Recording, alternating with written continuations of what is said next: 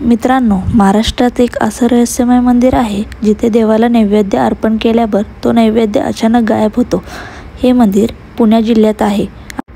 या मंदिराचं नाव भुलेश्वर मंदिर आहे।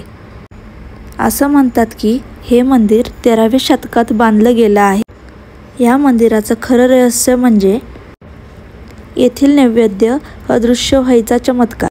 मित्रांनो, रोज सायंकाळी जेव्हा इथे आरती होते, लोक म्हणतात इथे पूजेनंतर शिवलिंगावर ठेवलेला प्रसाद आपोआप गायब होतो। स्थानिक लोकांच्या मते स्वतः भगवान शंकर तो नैवेद्य स्वीकारतात। इतकंच नाही, हे मंदिर आधी मुस्लिम वास्तूसारखं वाटतं। भुलेश्वर मंदिर पुण्यापासून फक्त 50 किलोमीटरवर आहे। 13व्या शतकात यादवांनी बांधलेलं हे मंदिर एका डोंगरावर आहे।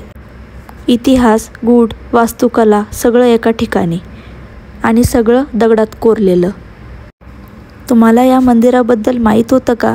कमेंट करून नक्की सांगा आणि अशाच व्हिडिओसाठी आपल्या चॅनलला सबस्क्राईब करा।